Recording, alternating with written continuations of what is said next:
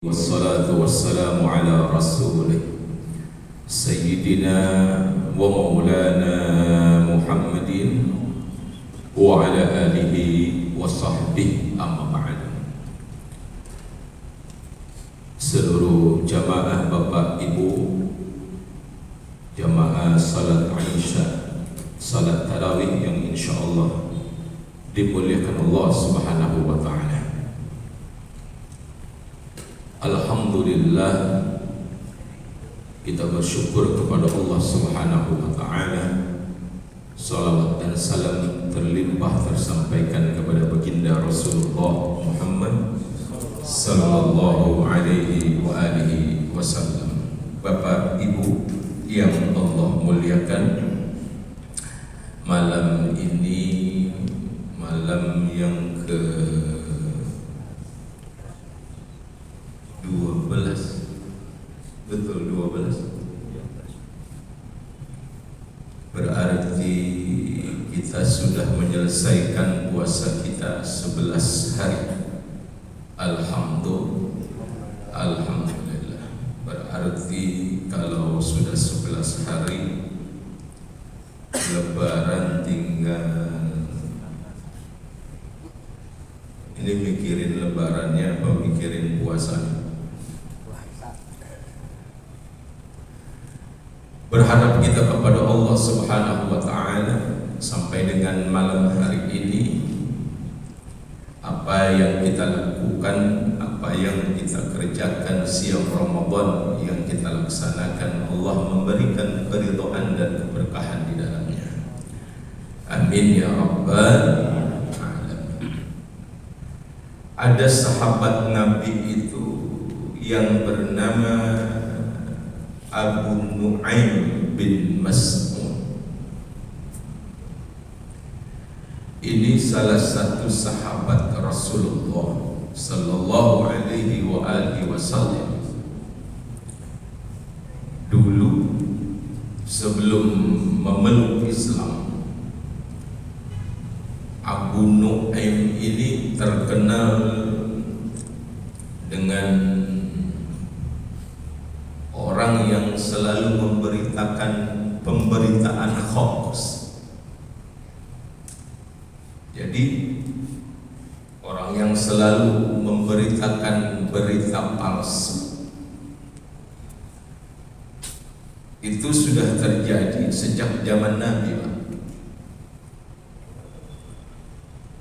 Termasuk provokatornya ini Abu Nu'aim bin Mas'ud.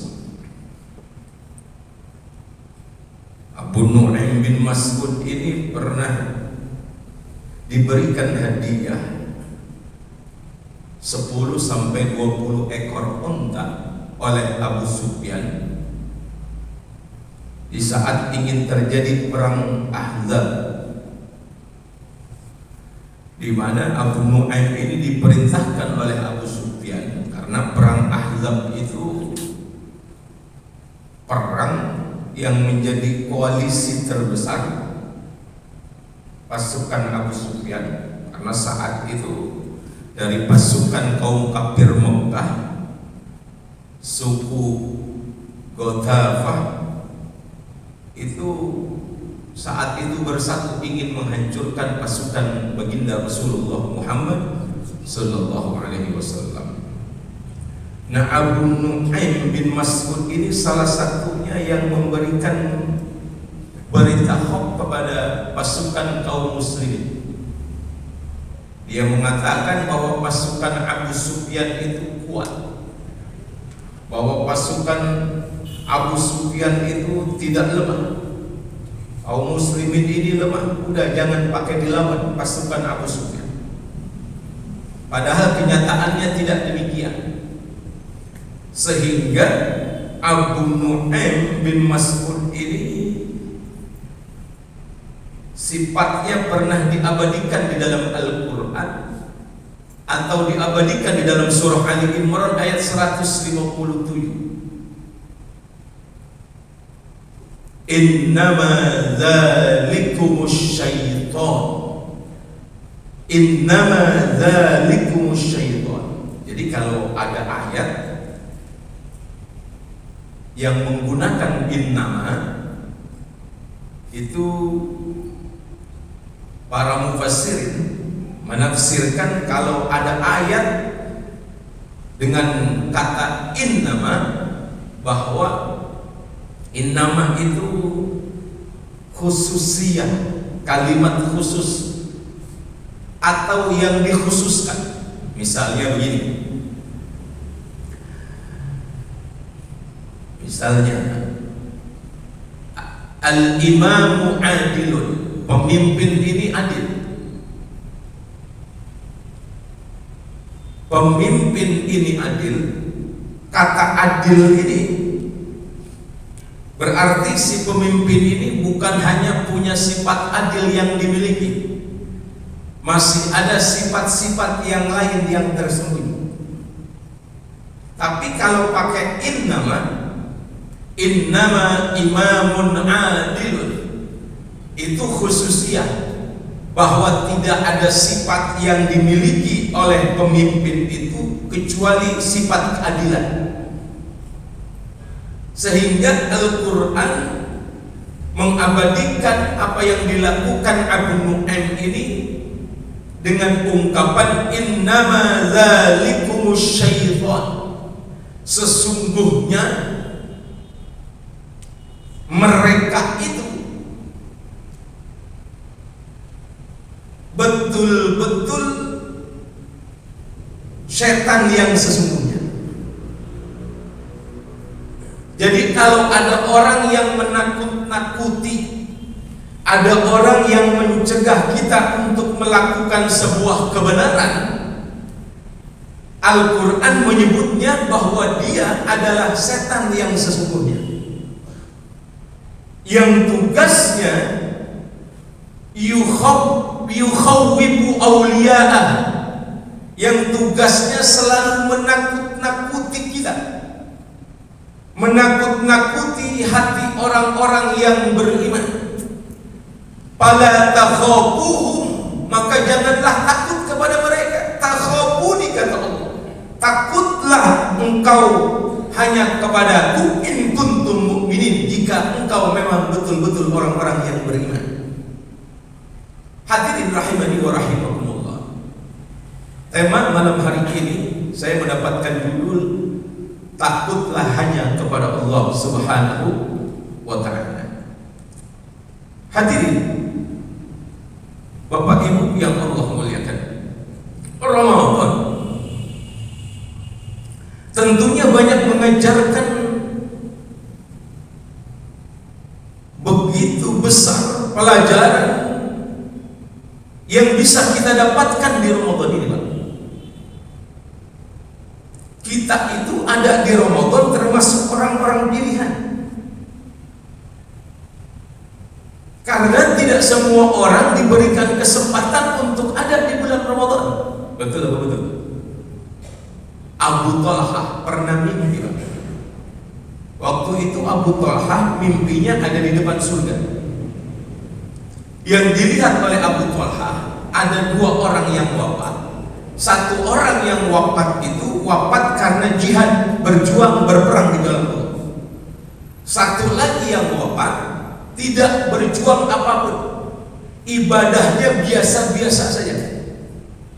Tapi di dalam mimpinya Abu Talha melihat bahwa orang yang mimpi, orang yang ibadahnya biasa-biasa saja, ini Allah lebih dulu masukkan ke dalam surga. Yang akhirnya Abu Talha ini sempat bertanya kepada Rasulullah, ya Rasul, diceritakan mimpi tersebut kepada Rasulullah. Apa jawaban Rasulullah? Wahai Abu Talha, orang yang lebih dulu dimasukkan Allah ke dalam surga itu yang ibadahnya biasa-biasa saja, dia itu yang begitu banyak mengalami Ramadan di dalam hidupnya. Jadi berbeda, Pak. Orang yang mengalami Ramadan dan tidak mengalami Ramadan, begitu banyak keuntungannya. Rasulullah Shallallahu Alaihi Wasallam mengalami Ramadan semasa hidupnya itu 9 Ramadan. Cuma 9 kali Rasulullah mengalami Ramadan. 8 kali Ramadannya cuma 29 hari. Yang 30 hari cuma sekali. yang dialami oleh Rasul semasa hidupnya cuma 9 kali mengalami puasa Ramadan. Kita kalau dihitung-hitung sudah sekian banyak Ramadan yang kita alami. Apa yang menjadi perubahan dalam setiap Ramadan yang kita temukan dalam perjalanan hidup kita? Apakah setelah Ramadan ini makin bertambah takutnya kita kepada Allah, atau malah sebaliknya rendah rasa takut kita, malah lebih besar takutnya kita kepada manusia?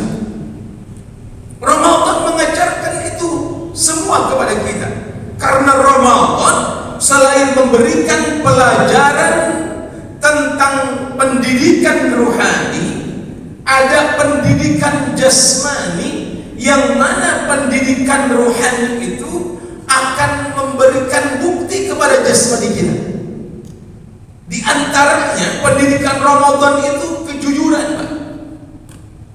Orang yang jujur kepada diri sendiri, jujur kepada orang lain, tidak akan pernah takut kepada siapapun kecuali hanya takut kepada Allah Subhanahu wa Ta'ala. Karena sifat jujur ini yang membawa dia dalam setiap keadaan. Dia paham bahwa orang yang jujur pasti Allah akan berikan keamanan. Inna sidqa yahdi ilal birri.